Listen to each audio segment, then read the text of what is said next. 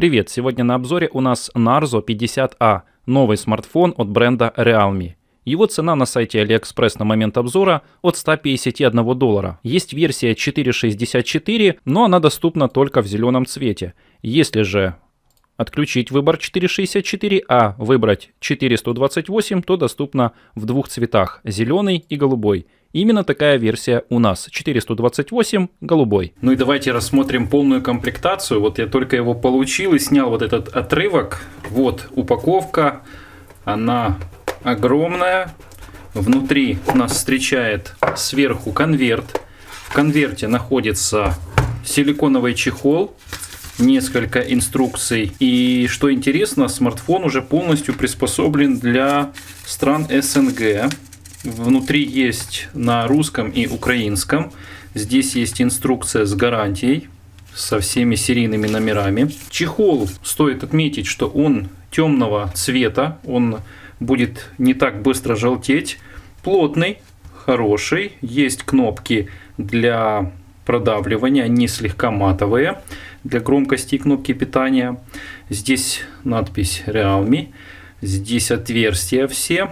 Сверху нет никаких отверстий, значит у смартфона их тоже нет. Ну а здесь 4 отверстия для сканера и 4 модулей, точнее 3 модулей и вспышки. Смотрим дальше. Внутри видим смартфон. Дальше зарядный блок питания Realme. Максимальный ток заряда 9 вольт 2 ампера, 18 ватт. Это скоростная технология зарядки. И действительно приспособлен для наших розеток, удобно для извлечения. Есть здесь выемки такие. Ну, в общем, все в стиле современного удобства. Ну и кабель для зарядки USB Type-C и синхронизации с ПК, который поддерживает тоже скоростную зарядку, естественно. Еще стоит отметить, что в конверте здесь находится обычная скрепка. Теперь сам смартфон. Он в конверте из клеенки. Извлекаем его. Красивый голубой цвет с таким вот переливом волны. Снимаем. Здоровски, что они вот так сделали. Снимаешь пленку и снимаются эти данные, которые тоже важны. Мы их сразу сюда клеим и храним в упаковке. Так, на экране наклеена вот такая вот пленка. Здесь четко все расписано. Во-первых, что это сама модель Realme Narzo 50A. Во-вторых, игровой процессор Helio G85. 18-ваттная быстрая зарядка, 6000 аккумулятор, 50 мегапикселей тройная камера, ну и Android в оболочке прошивки Realme. 11 Android, в планах, конечно же, планируется и до 12. Ну и также в комплекте идет наклеена на экран защитная пленка. Это уже хорошо, но лучше докупить стекло. Ссылка на него будет в описании под видео, собственно, как и на эту модель. Итак, изучаем теперь смартфон, я его сейчас настраиваю и знакомимся с внешним видом и проверяем его все возможности. Ну что ж, с тех пор прошла целая неделя и я уже установил множество разных программ, игр, тестировал его, пользовался им. Здесь установлена сим-карта 4G, поддерживает, ловит. Я очень доволен, провел тесты батареи и готов с вами поделиться. Итак, сам смартфон очень удобно лежит в руках. Большой дисплей. Диагональ данного дисплея с каплевидным вырезом под камеру 6,5 дюймов. Номеронабиратель с русскими и английскими буквами. И здесь у нас проверка яркости. Я не просто так запустил номеронабиратель. Яркость сейчас у нас максимальная.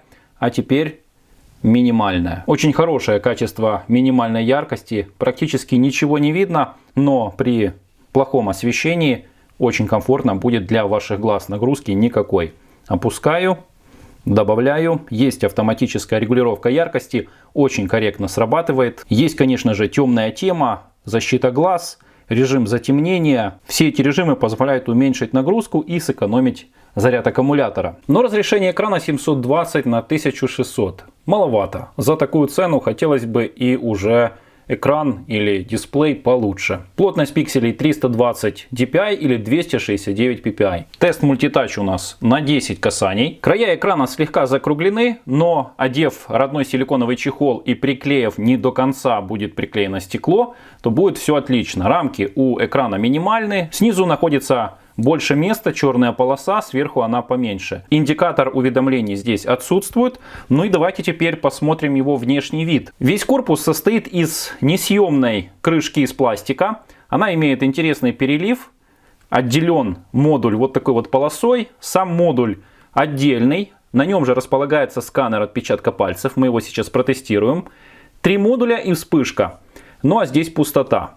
Смотрится красиво, там еще, как я уже говорил, виднеется надпись вот здесь. Сверху ничего, слева лоток, справа кнопка и качелька громкости, а внизу все разъемы, гнездо для наушников, 2 отверстия микрофона для зарядки и у нас здесь располагается 4 отверстия для динамика. Ставлю режим полет, открываем лоток SIM, смотрим его.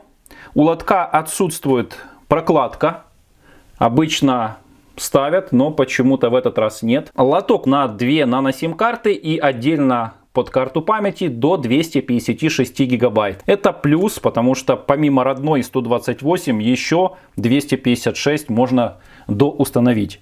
Правда, я не знаю для чего, здесь же 4К не снимает. Мне не хватает в Poco X3.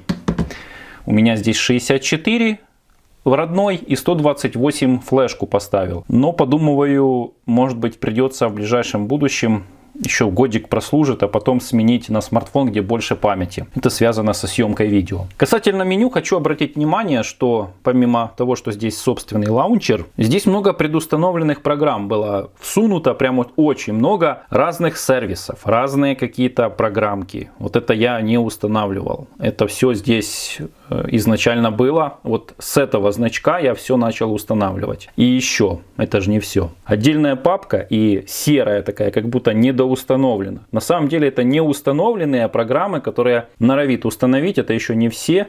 Вот Маруся, это все от Яндекса. И здесь можно все это удалить вот так вот. Удалить. И здесь тоже удалить. Тем самым мы избавились от ненужных сервисов. Если еще зайти в инструменты, то здесь есть диктофон. Давайте проверим запись. Соглашаемся. Разрешить. Проверяем настройки. Есть через динамик слушать функция. А настроек никаких нету.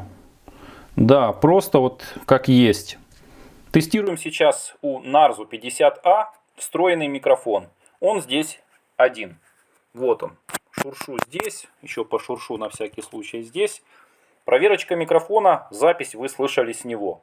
Останавливаем запись и сохраняем. Еще имеется компас. Компас полностью работает, без всяких претензий, плавно, отлично срабатывает. Есть отдельно игровой режим. В этом режиме активизируется смартфон с таким вот функционалом урезания по сервисам, по производительности, разгон, по уровню сигнала и так далее. То есть здесь это все вот отображается. Можете, если какая-то игра не попала, добавить ее сюда принудительно и еще донастроить этот режим, чтобы вы в этом режиме мастер игр могли сосредоточиться. А это действительно у нас игровой смартфон. Во время телефонного разговора запись отсутствует, чтобы записать ваш разговор.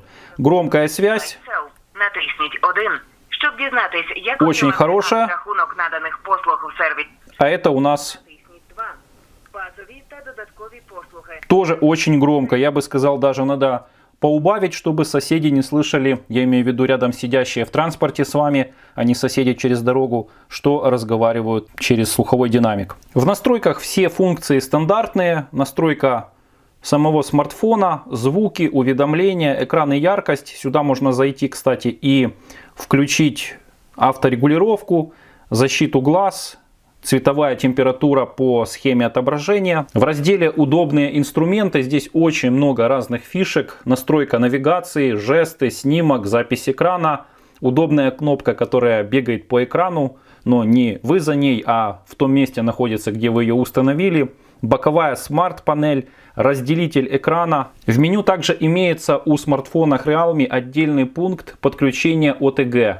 Здесь можно настроить, чтобы происходило отключение и не разряжался ваш смартфон. Я раньше не догадывался, для чего нужно автоотключение, а бывает, что вы используете его с какими-то другими устройствами и оставляете его, чтобы не трогать и вернуться к этому через какое-то время. Так вот, эта функция как раз отключает. И перед тем, как вставить какое-то USB устройство, вам необходимо в меню активировать этот пункт. Подключаем флешку.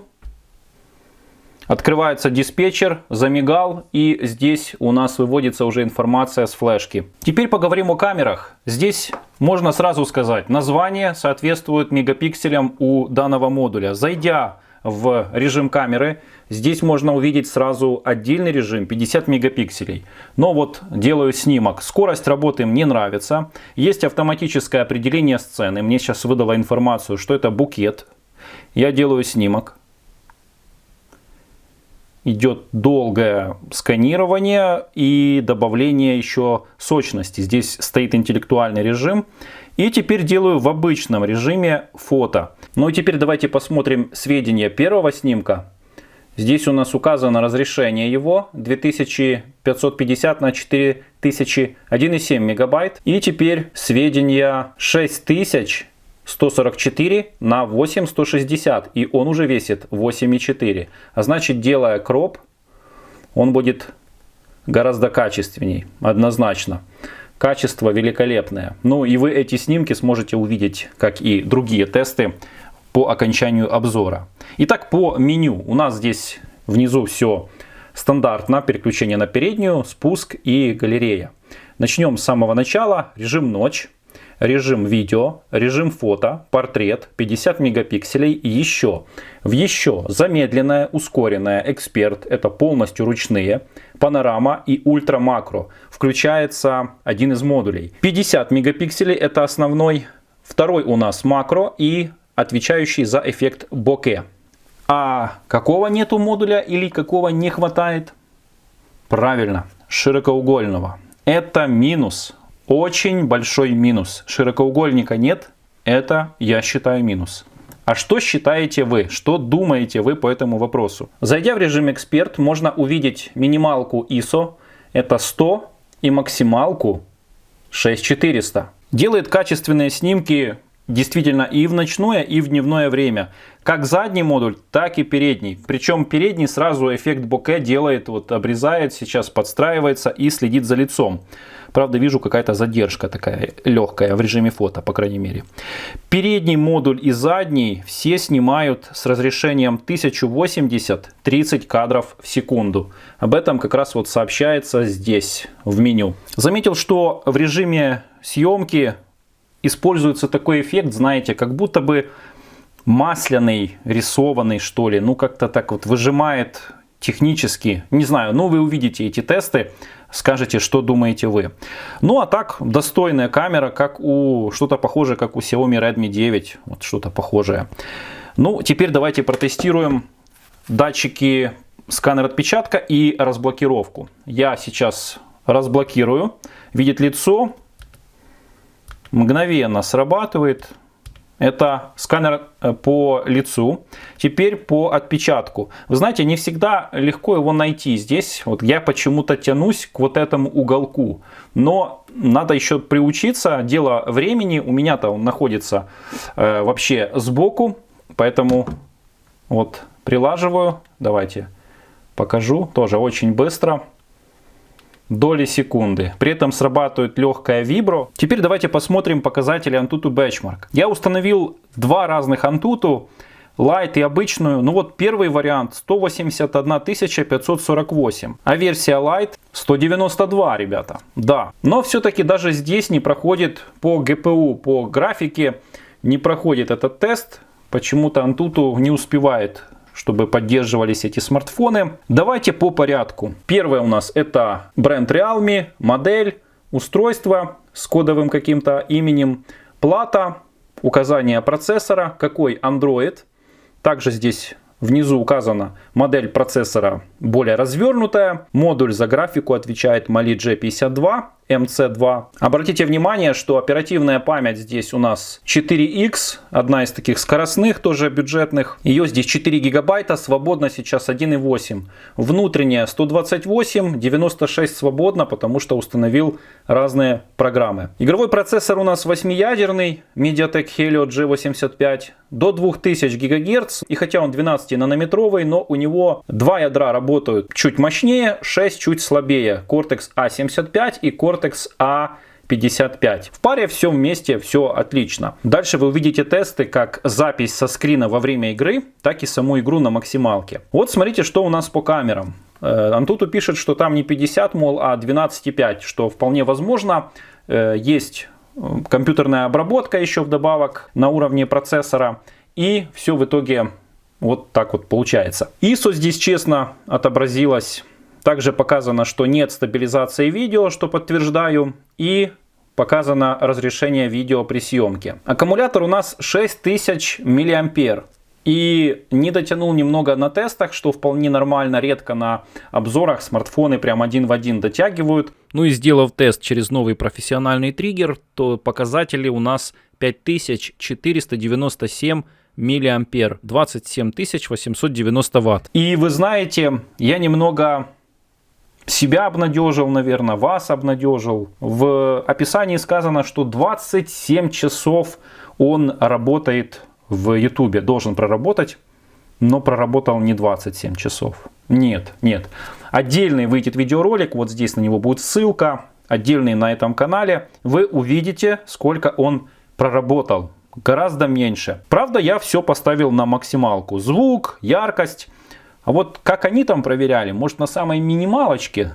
Может быть, там какие-то все режимы экономии включены? Ну, тогда я поверю. Конечно же, его фишка то, что в нем есть NFC, Bluetooth версия 5.0 и поддерживает двухдиапазонный Wi-Fi 5G и 2.4. Также касательно band стандартов, то здесь прям на упаковке об этом было написано. Вот, посмотрите, ребята. Band стандарты от 1, 3, 5, 7, 8, 20, 28 и Band 38, 40, 41. Ребят, что еще нужно?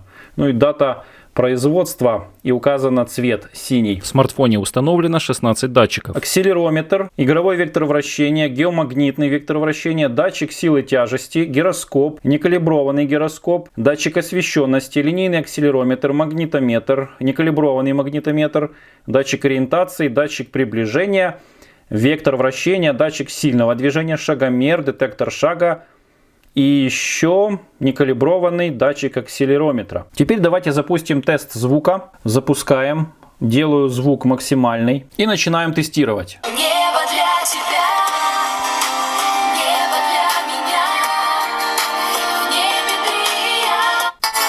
Эта тайна неразгаданна. I tried so hard and got so far. You were the shadow to my light. Did you feel us? Больше средних и высоких.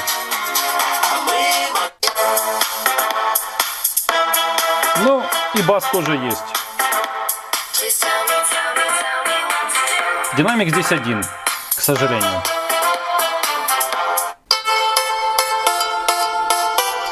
Теперь давайте запустим игру Asphalt 9. Но качество звука меня радует, пока запускается игра. Нормальный. Я просто все сравниваю со своим Poco X3, у которого стереодинамики, и звук отличный, шикарный. И если я буду когда-либо менять смартфон, то только с стереодинамиками.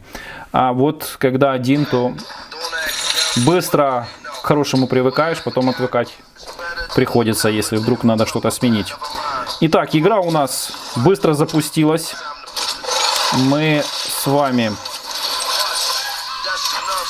У нас запустился игровой режим отдельно. Вот он сбоку. Вот он активируется. И здесь отдельное меню. Показана FPS-ка. Сколько по режиму, что можно здесь настроить. И регулировать еще можно яркость. Прямо здесь, что очень удобно. Итак, открываем настройка игры. Звуки, дисплей. Высокое качество. Запускаем игру. Игра, вы знаете, емкая. И я захожу в карьеру. Играть. Выбираем один из режимов. И поехали. Так, просто поеду, понаблюдайте за графикой. Ну, иногда вот так вот сделаю. Ну, и вот так еще. Ну, еще вот так. Ну, и еще тут.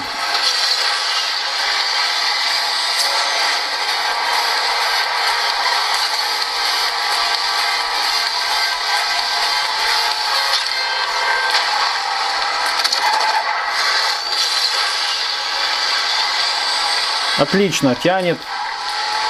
Не греется в игре, гонял, хорошо себя чувствует. Слегка тепленький в области материнской платы. Тест пройден. Рекомендую. Раз, вернулись и продолжаем работу. Потом надо раз, вернуться в игру. Игра, продолжаем. Отлично. Просыпается и реагирует очень быстро. Однозначно плюс. Ну а вот вам пример того, как во время игры записывается скрин с экрана. Внизу показано уже минут 5 игры, 40 градусов прогрева. И есть определенная нагрузка. То есть мало того, что графика, да еще и графика в записи. Понаблюдайте, как все происходит.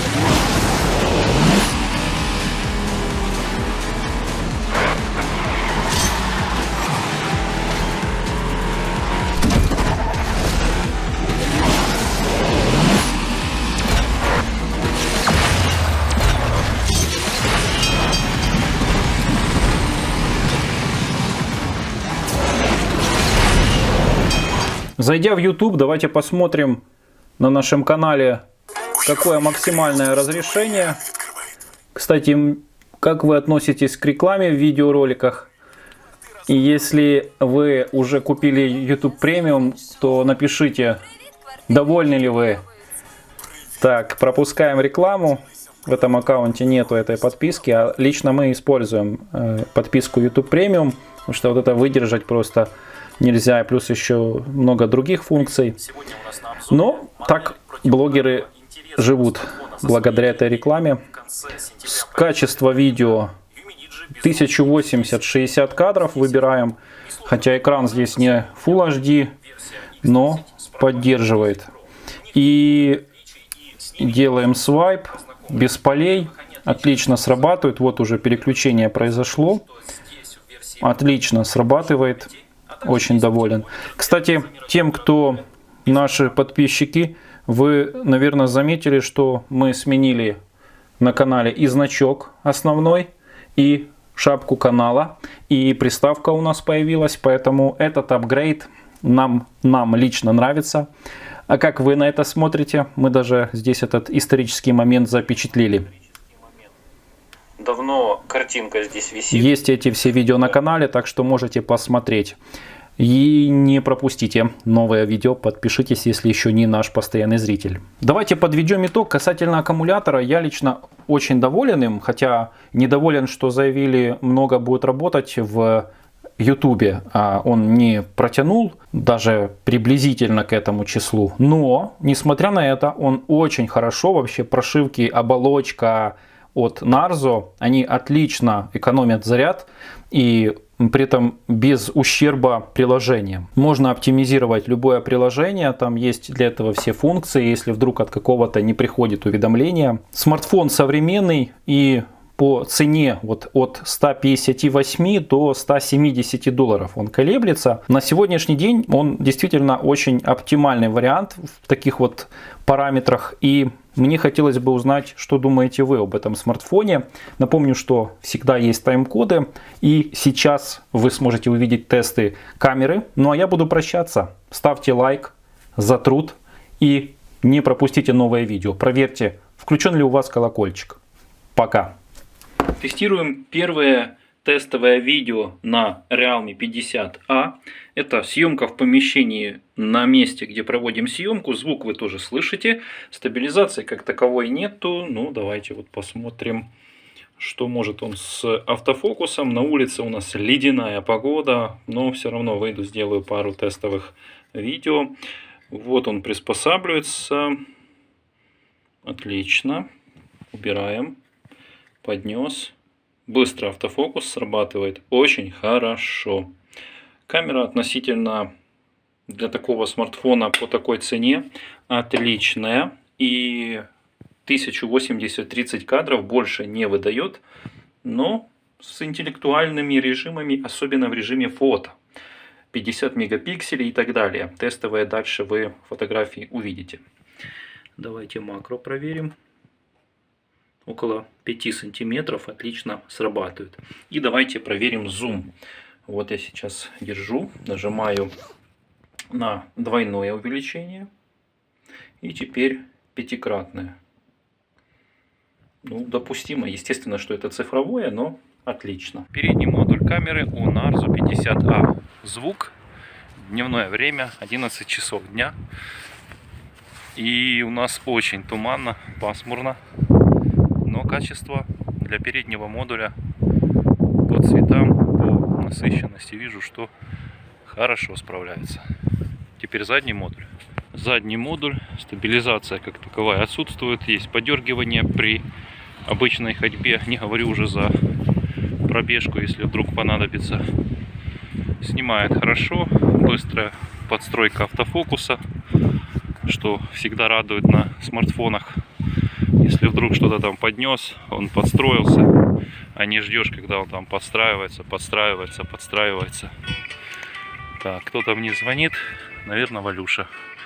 На этом буду тесты заканчивать. Дальше ночные тесты и фото. Запускаем тесты ночные. На улице выключаю освещение и выходим. Это у нас специальная лампа для растений светит. Полная темнота. И нравится, что отсутствуют шумы. Вот что сразу замечаю. Виднеется вдали огни города. Ну, хорошо ночью снимает. Все, что вы видите в отражении, это у нас погода такая. И удобно, что можно во время съемки включить сразу вспышку. Вот. Посмотрите на обледенелый виноградник. Вот. Все, что отражает, это лед. Вот. Бедный виноград. Не знаю, выживет или нет. Но посмотрим. Так, теперь включаю освещение на улице. И посмотрим, как с ночным освещением. Включу вспышку. Есть. Хорошее качество съемки. Съемка отлично радует. Так, запускаем. О, часики новые. Тестирую сейчас и обзором потом поделюсь. Стоимостью $360 с двойным экраном. То вы видели только один экран. Так, ну и теперь передняя камера, потом ночные фотографии, ну и дневные тоже. Ночные тесты переднего модуля. Тоже хорошо снимает. Шумов нет на черном цвете. Приспосабливается быстро. Теперь в полную темноту отхожу. Это еще не полная. Вот здесь вот потемнее. На улице скользко, везде лед. Ну вот так вот. Практически меня не видно. Выхожу на свет. И вуаля. Отлично, я думаю. А что скажете вы? Это тесты передней камеры. 1080, 30 кадров. Звук вы тоже слышите. Ну а теперь фотографии.